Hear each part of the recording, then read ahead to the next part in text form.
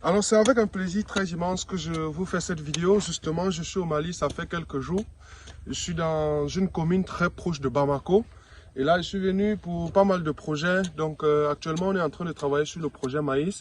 J'ai reçu l'itinéraire technique, en tout cas, que le Faso Kaba a donné par rapport à la culture de maïs. Donc je vais rapidement lire cet itinéraire technique qu'il vous propose et on va directement corriger en même temps. Ça va permettre que pour vous qui nous suivez, que ce soit au Mali ou bien dans les pays sahéliens, vous aurez quand même une compréhension de ce que on propose sur place et de ce qu'on peut corriger afin de pouvoir optimiser la production. Parce qu'à la fin de la journée, on s'attend à mettre du maïs au sol, mais de faire un rendement assez intéressant. Donc, si vous avez déjà l'itinéraire technique comme ce qu'on m'a proposé ici au Mali, eh ben, si je peux corriger, ça vous aide sur pas mal de choses, ce sera hyper intéressant.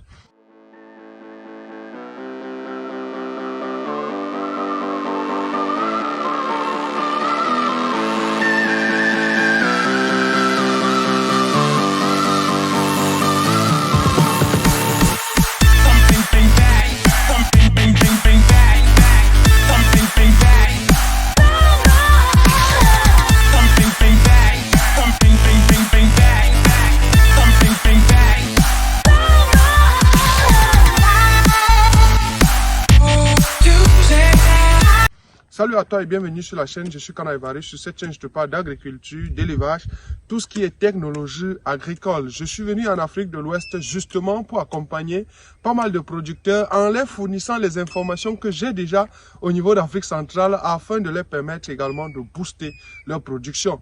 Parce que ici, par exemple, je vois sur l'itinéraire technique, on propose, en tout cas, le fournisseur demande d'avoir 3 tonnes à l'hectare sur la culture du maïs. Or, nous, on a l'habitude de faire 6 tonnes à l'hectare sur la culture de maïs. Or, les Brésiliens ont l'habitude de faire 14 tonnes à l'hectare sur la même culture de maïs. Quelle est la différence de ces différents itinéraires techniques? C'est ça qu'on va voir dans cette vidéo.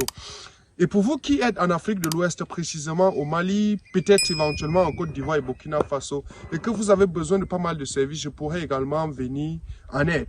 Donc, je suis venu avec des équipements d'analyse du sol, on va évaluer les terres ici, des équipements de dimensionnement, conception et réalisation des systèmes d'irrigation. Ça aussi, on va voir dès demain.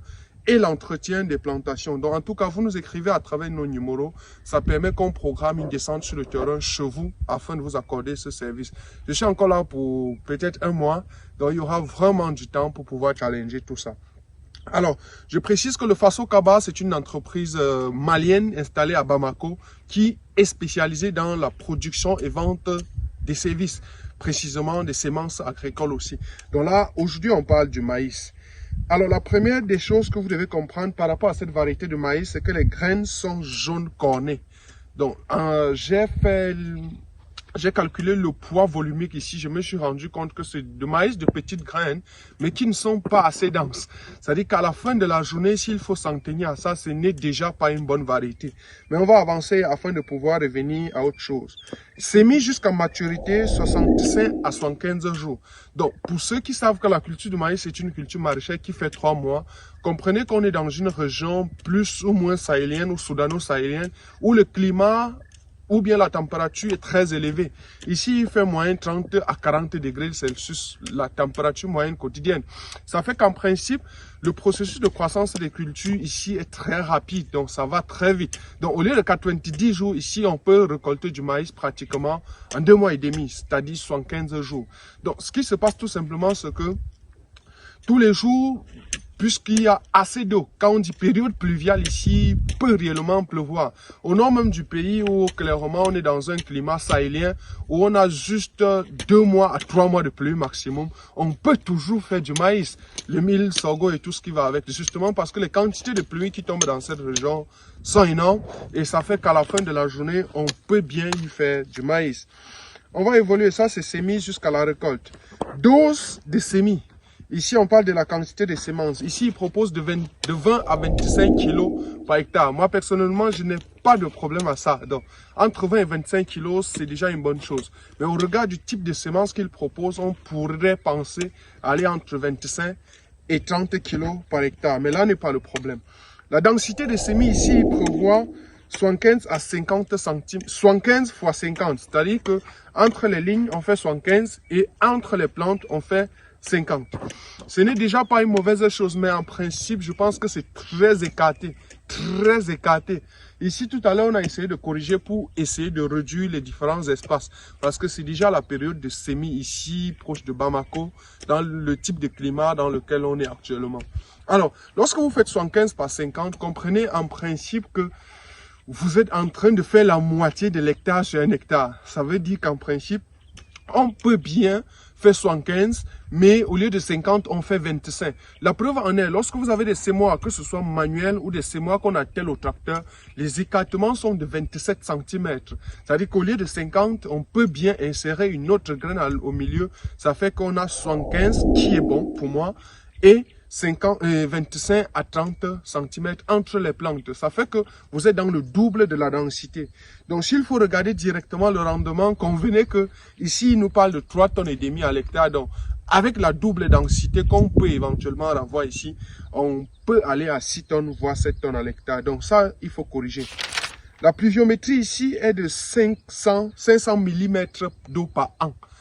Alors, comprenons que les 500 mm d'eau par an, c'est juste la quantité de pluie qui doit tomber dans la région ou bien dans la zone par an.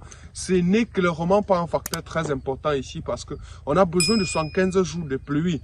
Et peu importe la répartition, ici, les pluies sont suffisamment abondantes.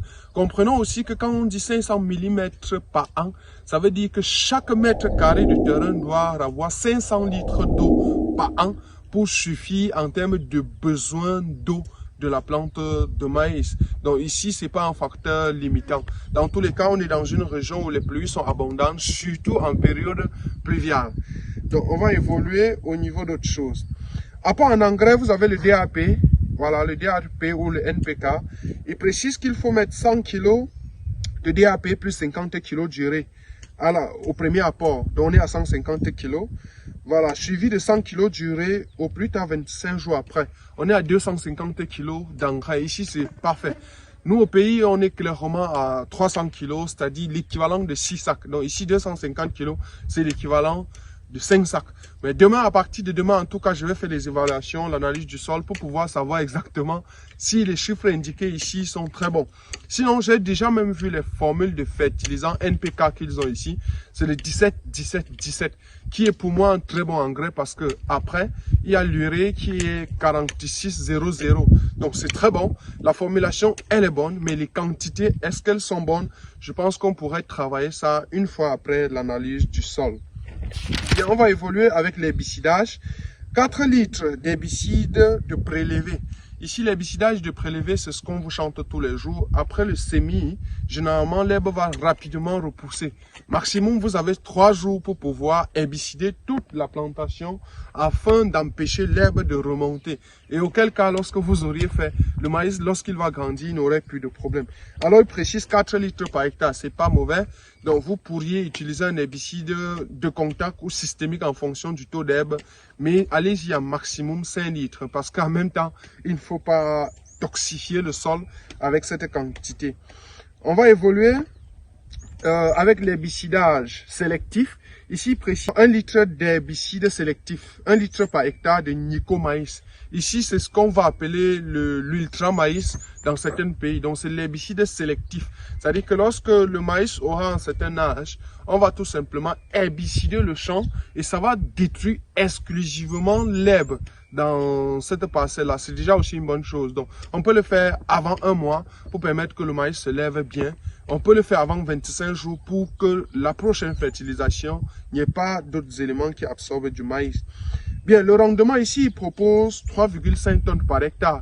Comprenons donc que si on réunit pas mal d'autres conditions, on peut éventuellement aller au double, c'est-à-dire 7 tonnes par hectare. Et de quoi il est question ici? Je pense que la première chose à faire, c'est de choisir des bonnes variétés parce que ici, c'est des semences locales qu'on appelle ailleurs les composites.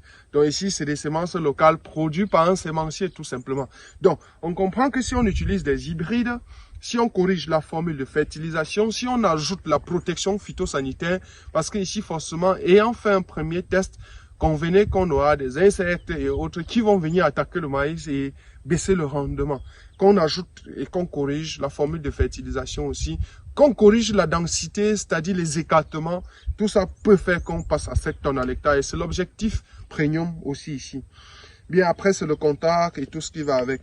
Donc, en tout cas, il y aura pas mal de séries de vidéos pareilles afin de vous permettre d'ajuster les choses.